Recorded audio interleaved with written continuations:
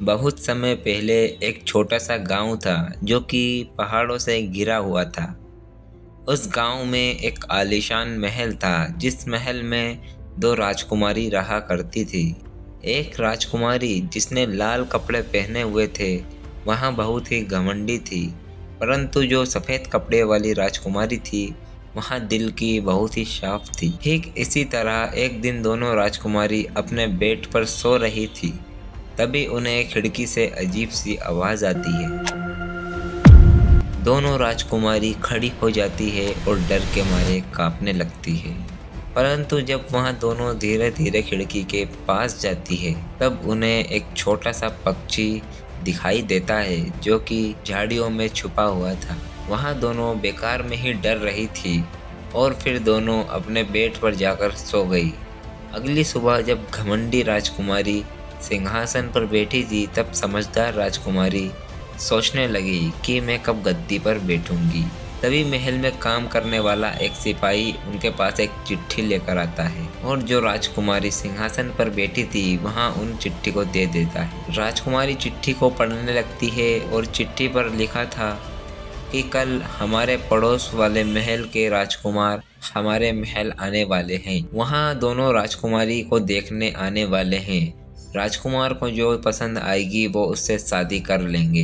घमंडी राजकुमारी मन ही मन सोचने लगती है कि मैं तो बहुत ही खूबसूरत हूँ, राजकुमार मुझसे ही शादी करेंगे। परंतु दूसरी राजकुमारी ज़्यादा कुछ नहीं सोचती है, परंतु अगले दिन के लिए वहाँ खाने का सामान इकट्ठा करने लगती है राजकुमार और उनके सिपाहियों के लिए। जल्द ही अगला दिन भी आ ही जाता है।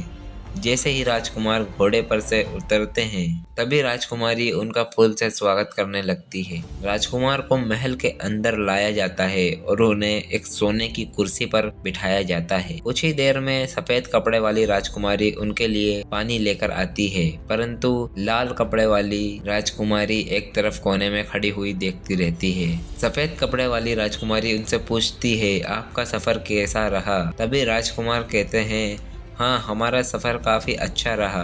कुछ ही समय बात करने के बाद राजकुमार को खाना खाने के लिए टेबल पर ले जाया गया। जैसे ही वहाँ टेबल पर बैठे लाल कपड़े वाली राजकुमारी अपना खाना खाने लगी, परंतु सफ़ेद कपड़े वाली राजकुमारी राजकुमार को खाना उतारने लगी। तभी राजकुमार कहने लगे यहाँ इतना स्वादिष्ट खाना किसने बनाया? तभी घमंडी परी यहाँ सुनकर घबराने लगी, परंतु सफ़ेद कपड़े वाली परी ने कहा राजकुमार यहाँ स्वादिष्ट खाना सिर्फ आपके लिए ही बनाया गया है और यहाँ खाना मैंने ही बनाया है। राजकुमार को यहाँ खाना बहुत ही स्वादिष्ट लगा और कुछ ही देर में राजकुमार ने खाना खा लिया और राजकुमार कहने लगे कि चलो कुछ देर गार्डन में टहलने चलते हैं। दोनों राजकुमारी और राजकुमार एक खूबसूरत गार्डन में घूमने चले दिए। तभी राजकुमार घमंडी राजकुमारी से पूछते हैं कि तुम सिंहासन पर बैठी हो तो तुम काम क्या करती हो? तभी घमंडी राजपरी कहती है मैं यहाँ की राजकुमारी हूँ, मैं कुछ काम नहीं करती हूँ, सब मेरे नौकर काम करते हैं, मेरे नौकर ही मेरा सारा काम करते हैं। यह सुनकर राजकुमार मन ही मन अटल सा गया। फिर कुछ समय बाद राजकुमार ने सफेद राजकुमारी से पूछा तुम क्या काम करती हो? तभी राजकुमारी कहने लगी मैं यहाँ का रोजाना खाना बनाती हूँ, महल की साफ सफाई करती हूँ और गरीब लोगों की मदद करती हूँ। यहाँ सब सुनकर राजकुमार बहुत ही खुश हो गया।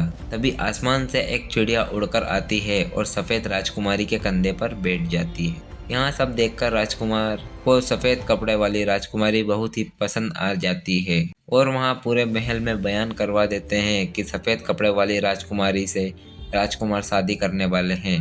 घमंडी राजकुमारी यहाँ सुनकर तिल बिलाने लगती है और गुस्से के मारे उसके कान से धुआं निकलने लगता है। राजकुमार उससे कहते हैं तुम्हारे अंदर घमंड बहुत है, यहाँ घमंड तुम्हें ख़त्म करना चाहिए और अपने जीवन को एक अच्छे तरीके से बिताना चाहिए, नहीं तो तुम्हें आगे जाकर बहुत ही परेशानी आने वाली है। यहाँ कहकर राजकुमार और सफ़ेद कपड़े वाली राजकुमारी दोनों घोड़े पर बैठकर राजकुमार के महल से रवाना हो जाते हैं, दोनों घूमने निकल जाते हैं। दोस्तों अगर आपको ये कहानी अच्छी लगी हो तो प्लीज़ वीडियो को लाइक करके चैनल को सब्सक्राइब कर देना।